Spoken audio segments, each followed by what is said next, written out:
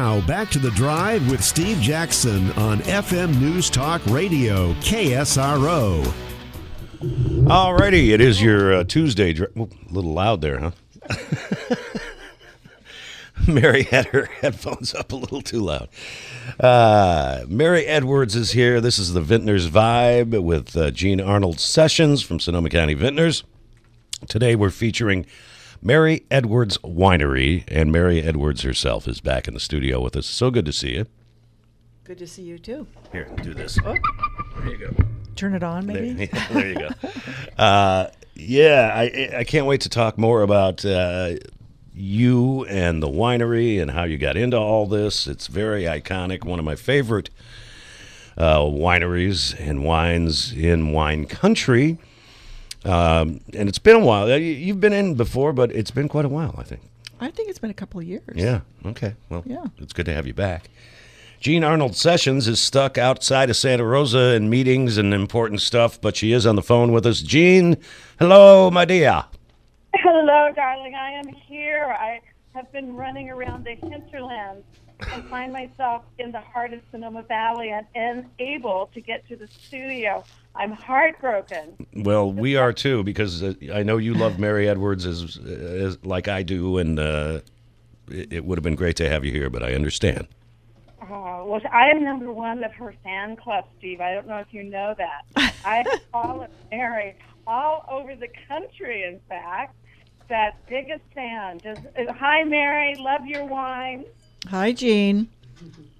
So, Gene, give us your thoughts on Mary Edwards and her wines over the years. Oh, I would love to. And let me just say, Mary Edwards is an icon in our industry and an icon in winemaking. And Mary, it's probably good I'm not right next to you because you'd probably be kicking me. But this is all true that Mary has led the way not only for women, but she has for women winemakers as just a role model of how to build your career, how to set your boundaries and your ethics and make great wine.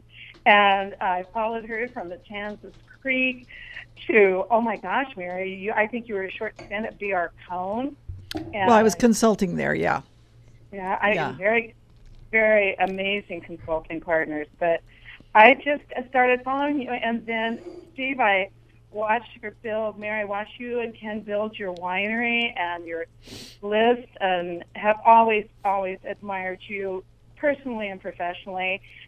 Just a leader in the wine industry worldwide, let alone in Sonoma County. So what a treat to have you on with Steve today. And Mary, which wines did you bring? Did you bring your Sauvignon Blanc? Of course. Oh, fun. It is summer, right?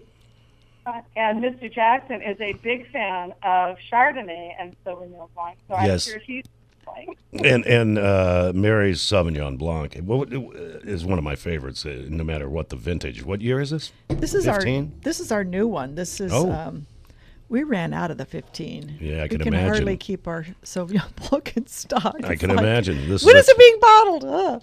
It's 2016 Russian River Valley Sauvignon Blanc. Yeah. It's Mary's Sauvignon Blanc and Chardonnay, my favorites. You brought a Pinot too, right?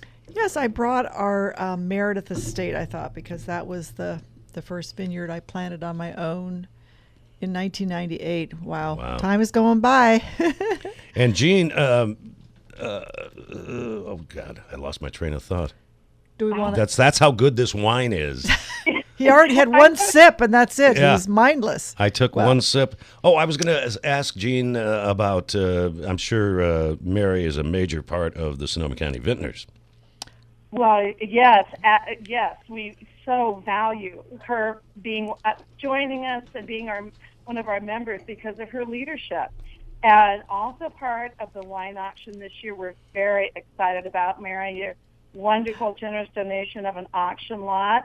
Well, plus we have some other fun ones. We have this new women's one now, right? That's just being put together, the women's lunch with 8 women winery owners, winemakers, and 12 invitees. And that's a new lot that I just stepped up for, right? Yes, and I thank you for Yeah. that. But it is incredible, Steve. Barbara Banke said, we should do an auction lot and have the leading women in wine of Sonoma County come to a luncheon. And we all try to get together, don't we, Mary? But no, we end up only seeing each other on the road. Well, or Christmas maybe at parties, but Yeah, Christmas parties, that's right, our holiday parties. But with Mary Edwards at the lead, we have Anna Keller, Kim Starr-Wallace, Kathleen Inman, of course, Barbara Banke, Joyce Sterling, and Mary. We had a new person say yes today, so we will have 9, and that's Catherine Hall. oh, great. Hall and Walt. And it will be up at Barbara Banke's home estate, and very private and intimate setting, and fabulous luncheon by Chef Nancy Oaks from Boulevard. That's awesome. She's such a great chef. Oh my gosh. So also we're doing another lot, which is our a 3-night stay at our guest house in Forestville, this awesome place we built out of all milling the wood off the site, beautiful redwood, and we have 4 bedrooms, so we can have 8 guests stay there. And then Nice. we haven't got our mystery chef yet, though. We don't know I'm who's working on it. Yes. I just hear talking to someone in the Sonoma Valley in the heart of Sonoma that Yeah. is an extraordinary chef. Last year we had my friend John Ash, and that was really fun. So now we're gonna have a partnership with somebody else, and I don't know, maybe there's going to be another auction lot I'll be involved with, but those are the ones we're working on right now. Hey, Gene, do you have an update on the Taste of Sonoma? Yeah, oh my gosh, Steve, yes I do. Are you both ready? This is the first time we're saying it out in public. Oh, the Beatles are reuniting. I only wish. I so wish. And no, actually, this is a big change. We decided this year, coming to a new location, Green Music Center, we would do 2 days because there's so much in Sonoma County to put together in a setting of food and wine. But being in a new location, and as you probably know, Sonoma State University is a state-owned property. There are different regulations and permits. Yeah. And we found that logistically we were not able to do a second day with all the permit requirements and Really? courses. It just became apparent that we should just do the one day and make the Saturday the most robust Taste of Sonoma ever. And we're moving all the content and seminars from Sunday to Saturday, so it's going to be amazing. And it's really exciting. It is change, however, and it's, what happens when you go to new locations. And That's a great spot, though. That's a wonderful place to have it's it. going to be perfect. Yeah. That is. Well, thank you for saying that, because I feel like it's so worth figuring out how to do this right at the Green Music Center, this International Music Center, and what we're trying to create is kind of a micro Sonoma County where you walk in and behind a turn is another winery and food and new discovery, and then you can go to the Visa Signature Lounge and relax. And it just, we want you to be able to discover so many different areas, like you would if you were traveling all of Sonoma and going out to the mountains or the valley. So we want that feel, and Saturday will be fantastic. We are taking care of anyone that had tickets on Sunday, either refunding or getting them tickets for Saturday, and also offering them shuttle ride from Pure Luxury with our compliments to come. So feel like we're doing all good things and exciting. And our wineries, I think, are going to have a fabulous time with the chefs. So that's also what I'm doing out and about today with chefs. It's a horrible job, but Steve, someone has to go. Someone has to, yes, indeed. Go sample all that food. We're out of time, but Gene Arnold Sessions from Sonoma County Vintners on the road today. Thank you, my dear, and we'll be talking a lot more about Taste of Sonoma and other stuff. And we'll see you in 2 weeks. We'll see you soon. Love to you both. Have a great show. Thank you. All right. We will be back more with Mary Edwards from Mary Edwards Winery, and I can't wait for you to hear her story, folks. We will be back on The Drive. Now, more of The Drive with Steve Jackson on FM News Talk Radio, KSRO. I'm over here. Here I am. There I am. Okay, it's 5:43 on your Tuesday drive. This is the Vintner's Vibe. We just talked to Jean Arnold Sessions. She'll be, back with us in 2 weeks. Next week, of course, the alternating Tuesdays is Carissa Cruz, head of the Sonoma County Grape Growers, with our show Off the Vine. We're excited to have a very iconic winemaker for wine country, Mary Edwards. One of the things, besides her amazing wine, that I like so much about Mary is that her name is spelled Merry, like Merry Christmas. Was it your folks do that, or did you change it? Or? So my given name is Meredith. And they just nicknamed me Mary with that spelling when I was a year old. Which was a good thing because back then, of course, Meredith was considered to be a guy's name. Not today, but back then. So they wanted to make sure everyone knew I was a little girl. So, so we do have, I do have the Meredith estate here today, the Pinot. Yeah. So I decided when I, started the company, I actually named the corporation Meredith just to honor my parents and also the first vineyard that I planted. Very nice. Meredith, so. All right. So the history is very cool. Please explain your history as a winemaker and how it all started. I mean, before 1997. Do we have 3 hours? No, I don't think we do. Yeah, we'll go till midnight if we need to. Your first vintage was 98?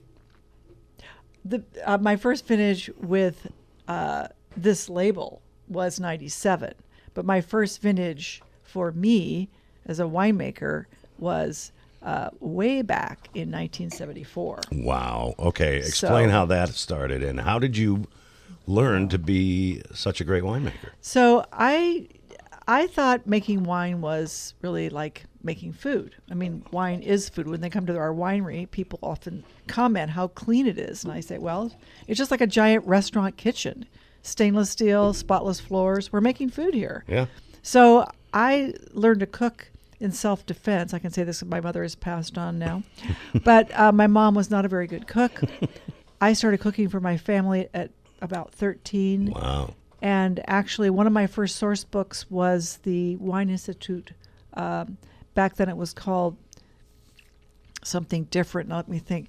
The Wine Institute cookbook back then was the old Wine Advisory Board. So I found 2 of those cookbooks and started cooking with them, and lo and behold, every recipe had wine in them. So my family loved that, and I went on to start cooking for my family 5 nights a week back then when I was in high school. As a teenager? Yeah. Oh, my God. I did get a raise in my allowance, so that was good. Yeah, that's good. And moving forward, when I went to college, I went to Berkeley, and everyone's drinking beer. I thought, well, okay, just get a recipe, make beer. And so I went down to a place called Wine and the People in Berkeley. They did all the supplies for winemaking, home winemaking and brewing. Picked up supplies, started making my own beer, wine, and let's just say I was a very popular girl in college. I can imagine. I always had something brewing. It was just a matter of keeping people's hands off of it until I could actually get it finished fermenting. So you're cooking and brewing and winemaking and... Yeah. And then I heard about, by then I was in graduate school at Berkeley in nutrition, and I was kind of bored with the whole Berkeley scene and People's Park and all the chaos and professors who wanted me to do research on feeding Hostess Twinkies to hamsters. And I decided I needed to look for something else. And so I visited some of my friends who were recently married, and Andy Quaddy of Quaddy Winery was going to Davis. And they had a winemaking program. I didn't know such a thing existed. And I went and visited. And of course, I didn't see myself walk in the door, but imagine the department seeing me come in. I'm a graduate student at Berkeley. I'm a TA, and I'm a girl, and there aren't any women there at all. No teachers, no professors until I got my master's. When the first woman walked in the door there. That was Ann Noble, who, of course, did all the great sensory work. And this is Davis? Yeah, this is Davis. Wow. So I walk in, and there were actually 3 women who signed up that year, but I was the only one who actually graduated with a master's degree and went out and did something with it. So that's how it all started. And then, of course, I had to fight my way through the resistance to having actually a woman winemaker, but I did. with a lot of support from actually a lot of men, and made my way and just stopped thinking about it. Right? I'm just a winemaker. And every once in a while I kind of lift up my head at a conference and go, there aren't any women here. Oops. Okay. Well, so what? Okay, I'm here.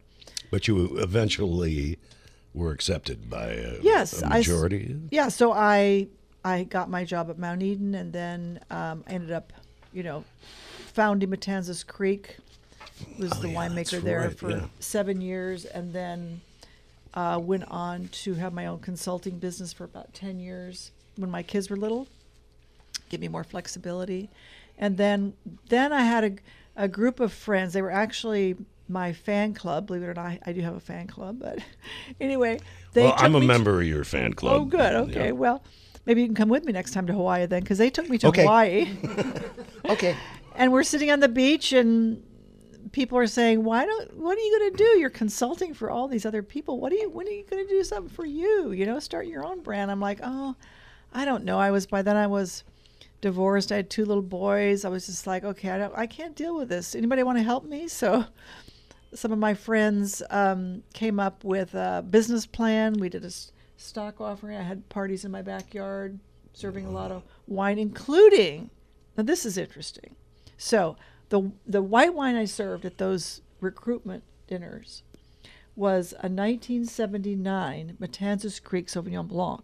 This is now 1997. So the wine was 18 years old, and people are looking at the bottles on the table. This was supposed to be an all Pinot project, no talk of Sauvignon Blanc. They looked at that wine and they went, okay, we sign up. They all signed up. 18-year-old Sauv Blanc. In Magnum, yeah. So when people say Sauvignon Blanc doesn't age, I get really a little, out of shape. Dan Berger, who is my co-host every Wednesday on our show, California Wine Country. I wish he was here right now. He's Local guy. He's going to be pissed that he wasn't here today, but he'll be with us tomorrow. Dan. No. Yeah. Because I know he's a big fan too. But I call him Dan Lay It Down Berger because his wine cellar is so just amazing, and he lays down stuff for so many years. And I always joke my wine cellar is the trunk of my car, and I take it home and I drink it. I don't. It's good because you don't want to leave it in the trunk; it's too hot. No, I know, but that's how I get it. From here to my home. Anyway, so your husband Ken Coopersmith. Yes. Is he in the wine business, or is he the business of your wine business? He is our national sales manager. Okay, makes sense. And so his background was, when he got out of college, he was a citrus farmer. That's his degree. So he farmed a 1,000-acre ranch that he planted down in the Central Valley. Wow. And then moved to Idaho, which is where I found him. Well, I found him in the Grand Canyon, actually, on a rafting trip. And then got him to move to California because I said, I'm not moving to Idaho. I want to grow grapes here where it's easy. I love potatoes, but I like wine more in California. Yeah. So by then, he was a State Farm agent and a very good salesman. So, wow. Like he said when we started off together, honey, if I can sell insurance, I can sure in hell sell your wine. And that's what he's been doing for all this time and doing a great job of it. So you can't just make the wine, you got to sell it too. Exactly. No matter how good it is. Exactly, which is what we've talked about so many times. Like Ray Johnson, head of the SSU wine business program. Yes, which is a good program. Oh yeah, they're great. And are they doing an executive program now or not? Maybe that's Davis I'm thinking of. I'm not sure. Business. Mike will find out. But yeah. Ray was just with us last week because they're doing so great. And it's so cool that SRJC, Schoen Farm. Yeah, we have all these good educational and now, because, formats. The JC and Schoen Farm teaching students how to make it. And viticulture. Yes. How to grow it. Sonoma State is showing you how to sell it. And also how to manage your business. Exactly. I always say that, so when I was going to school, you had to choose, well, there wasn't even a master's degree in winemaking, believe it or not, when I went to school there. And you had to choose, do you want to be a viticulturist or do you want to be a winemaker? And I went, well, I want to be a winemaker. So I didn't understand. Aren't they the same thing? No, I needed to grow the grapes. Oh, I'm sorry, you're right. You know? Growing the grapes So and making term, the wine, yeah. Yeah, so the term wine grower is very appropriate. Right. And so I had to go out then and learn all about growing the grapes, which I did. But I think the other thing so now the degrees are dual. You have to have both. At Which most makes schools. sense. It makes sense. I think now you just want to throw in an MBA and that'd be the complete package. Okay, here we go. Okay. Yes. I'd forgotten when Ray was in last week, but yes, Sonoma State is launching the Sonoma Executive MBA in the wine business. There we go. That's Yeah. why he was in. I just forgot because we have 20 guests per show. Yeah. I can't keep it all straight. So that's an awesome thing. And I know my tasting room manager is believe he's going to that program, and that's really, really helpful. Mary Edwards Winery, maryedwards.com. I wish we had more time. You're going to have to come back. Well, if you just invite me more often, every 2 years, is that really enough? I don't know. It's up to you. No, we will have you on soon. You've got a lock on the door with a keypad, right? Yeah, I know. I can't just walk in here. Okay. Sorry. We got to check traffic. No, you're right. I mean, you got to come in with Dan Berger on our Wednesday show. Okay. All right, Mary Edwards is here. maryedwards.com, Mary Edwards Winery.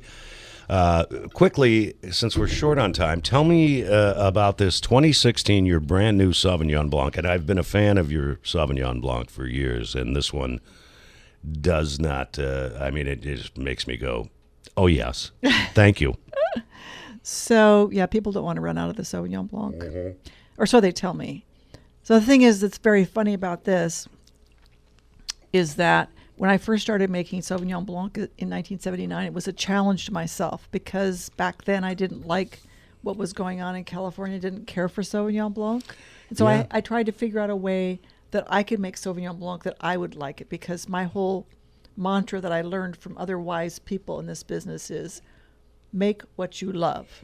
If you make what you love, then everyone else will love it. Exactly. And so then I started exploring the barrel fermentation, lees stirring, which we do twice a week. We keep the wine in barrel for full barrel fermentation for 6 months. We use the Sauvignon Muscat clone, which is very rare, that comes from Sancerre.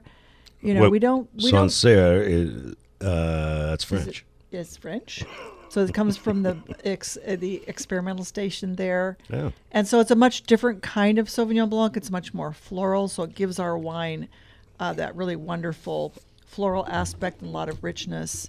And I think the thing that people love about Sauvignon Blanc, besides its wonderful aroma, is that it has actually weight, because so many Sauvignon Blancs just are so light and acidic. Thin and acidic, and years ago, or not even that long ago, I was not that big into Sauvignon Blanc, even though I'm Mr. Chardonnay, because some of it seemed not being an expert would say this is a little thin, and this is amazing. Well, it's all that lees stirring and all the richness I build in with the 20% new French oak and all that time. It's wonderful. I just got the 2-minute sign. Talk about this. Is this 2014 Pinot? So I just brought the Meredith Estate because this was the first vineyard we planted for our company, and it was the first vineyard I'd ever planted as a winemaker. And so this is really the vineyard I think that really took me to the next level, taught me about growing grapes, taught me that that's where I have to be, that I have to do things from scratch.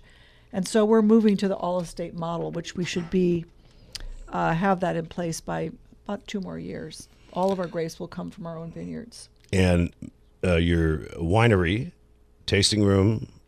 Yes, it's in Sebastopol. Yeah. And I don't want to cause a run here, but we're probably one of the very few in our region that does not charge for tastings. And the reason I don't charge for tastings I'd forgotten is that. because I figure that people are going to come in, they fall in love with the wine, and of course they're going to buy it. it. Why do I have to charge them? You right know? On. The iconic Mary Edwards, Merry. So good to see you this morning. Thank you. I've always been such a fan, and we will get you back in on our Wednesday wine show because Dan Berger is a huge fan as well, and it'll be a lot of fun. So we will do that soon. Thanks so much for coming in. All right. Take care. MaryEdwards.com. Wrong button, Mike. All right. That's it for us. Yes, I'm gonna take that home and make some dinner tonight. Thank you so much. Tomorrow is California Wine Country, Wine Wednesday with Dan Berger. And all the boys are back, both of them, on Lawyers, Guns, and Money. Have a great night. Talk to you tomorrow.